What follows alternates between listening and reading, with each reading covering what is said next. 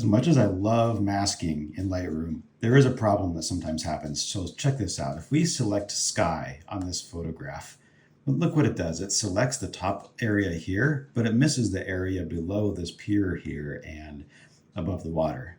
So if we were to, reduce our exposure or reduce our highlights, it's only going to do that to the part selected, obviously, and it misses this entire section down here. So what is a way around that? One of the ways around that is also one of the best ways to process a photograph. And we're going to do it all with color grading, color mixing, and color calibration. This is a raw photograph with absolutely nothing done to it so far. So the first things that I do, we're in our global edits section here. And I come all the way down here to enable lens corrections and remove chromatic aberration. Next thing I do is come down and adjust my white balance.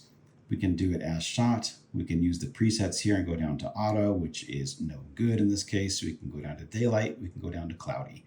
I'm probably going to choose the cloudy one here, and we can adjust that again later if it doesn't work. But for now, I'm going to click cloudy.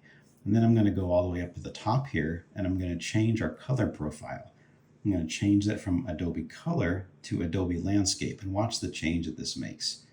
Just like that, it really brings out the color that's already in the photograph. And that gives us a really nice head start on what we're going to do this photo. From here, I'm going to come back down and come into the color calibration section. If you don't have this section in your Lightroom, which you may not because it doesn't show up here by default, come over here to these three little dots, click these three little dots, and you're going to have an option to show color calibration. So just go ahead and click that, and then your color calibration menu will show up. When I'm in color calibration here, you see we have our red, green, and blue primaries. We can adjust the hue and the saturation for each of them. The first thing I'm going to do is come down to the saturation on red and just move it up. And at this point, it might start to look a little overdone and oversaturated, but we're going to fix that a little bit later. So we're going to move up our red saturation just to see what it does. See, if we move this back down, we can see just how much red is in this photograph. So I'm going to move this up. I'm going to take our green primary and we'll do the same thing. Move it down, move it all the way up. See, there's a lot of green in this photograph too. So I'm going to pull that saturation up. And I'm going to do the same thing for blue. If we move it all the way down and all the way up, you can see what kind of difference that makes. So I'm going to, once again, just kind of move that saturation up just a little bit. I'm going to leave the hues alone here because I like the hues of this photograph. And already you can see what we've done. We remove that and just kind of turn that off. That's where we started and that's where we are already. The next thing that I do is come up to our color mixer here. And this is where we can adjust individual colors. And for this exercise, what I'd like to do is select the red, and we're just going to move our way through here and move that saturation all the way down. And in fact, if you wanted to, we can just move the saturation down on all of these to start, and then we'll pull those colors back in and see what kind of difference it makes. And see, some of these colors aren't even in there at all. Like this aqua color, it's not even in the photograph at all, so we won't even need to bother with that. But if we take out all of the color here, this is going to create a black and white image for us. And now we can go in and slowly add those colors back in. So if we take our reds and just start to move that saturation up, and we do the same thing with our oranges, you're going to see this thing really, really come back to life here. The thing we need to be careful of is creating too saturated of a color because it doesn't look great when we get too saturated. And you can also see that it's making the changes below the pier here. So this is why it's so much better than masking in certain cases, or at least a better starting point. And sometimes you don't even need to mask at all because this color process just does everything that you need it to do. We take our yellows, move our yellows up. Look at that. And we're going to do the same thing with our greens. And see, that doesn't make as much of a difference here. So we don't have to do a whole lot with this green slider. It doesn't really matter where we leave that because there's just not a lot of green in there. We already know that there's not a lot of aqua in there or zero aqua in there. We go to our blues, start to pull our blues back in. And you can see that starts to make a difference down on the waves here. that on the water, which would make sense. So we'll pull in some of our blues back here. Our purples, what do we have for purples? Again, it's mostly affecting the water.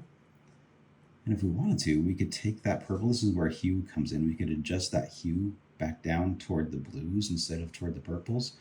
And just bring a little bit of blue back into that water. And finally, we'll do these pinks and purples here. And it's subtle. It's subtle, so I'm not going to do a whole lot of difference, a whole lot of changing on that color. So look what we did. Already, without any masking at all, we've brought a lot of color back into the sky. And then the third step when I'm working with color on a photograph is to come down to the color grading wheels here. We have wheels for our midtones, for our shadows, and for our highlights. And if we look up at our histogram here, midtones are in the middle, highlights are on the right, shadows are on the left. And in this case, we see that our blues and greens are kind of the midtones. So if we took our color wheel here and we just move this kind of over to a blue-green section, and then we pull this little middle circle toward that, this is going to vary. I don't know, I'm going to do just a little bit, and then we'll see how it looks. And then we can pull those midtones down, or we can move those midtones up and make them brighter. I like to move them down just a little bit, add some really nice contrast to that photo. And if we move this more, it's just going to be a more profound effect, and that's going to be a little much. So I like to keep that pretty subtle. Shadows, let's move to highlights next. Highlights are more of the reds, and so we probably won't move this around too much. We'll probably leave it right about here. We can move our little circle toward the red just a little bit, and then we can pull highlights down, or we can move our highlights up. I'm going to move our highlights up just a little bit. And then shadows, typically what I like to do on shadows is, keep it on the opposite end of the color wheel of midtones. So if we have our midtones down in the blues, I'm going to move our shadows up here toward the kind of the greens and reds, which is what makes sense also when we look at our histogram here. We have reds and greens in the shadow. So if we do that, and then we just move our little circle just a little bit toward that area, and then we can pull our shadows down, and we can pull our shadows up. I'm going to move them up just a little bit here for this photograph. Now, without any masking at all, we have come to this. And I think this looks really great. And I don't know that I would even add masking in this case. We could, but I don't think I'm going to. Some of the final steps that I do on working on a photo like this is come all the way down here to the effects section. And then we have texture, clarity, dehaze, and vignetting. Let's start with the dehaze and pull that down just a little bit, which is going to kind of give the photograph a much softer look. You pull it up and it gets pretty harsh and saturated, and some people really like that style. I tend to be moving away from that style a little bit and just kind of create a softer, little bit more hazy of a look. Clarity, I like to pull the clarity down, sometimes as low as -20. I think that looks pretty nice. And then as a general rule, if I move clarity down to -20, I'm going to move my texture up to about 10, about half. And then if you want to add some vignetting, we can do that. Kind of come down. -20 is a good place to start. And I think that ended up a pretty nicely processed photograph. You can see compared to the one next to it, which might be a little oversaturated going through this process, but still a cool look, but maybe a bit much. But if you like that look, then you know how to do it. Just pull the saturation up on those colors. Or if you want to keep it a little bit more subtle and a little bit more of a hazy, softer look, then you can add less saturation and end up somewhere like this, all without masking, just with color grading, color mixing, and color calibration. Thank you for spending some time with me. I hope that you've learned something here. Please subscribe if you have, and I am looking forward to seeing you on the next video. Thank you.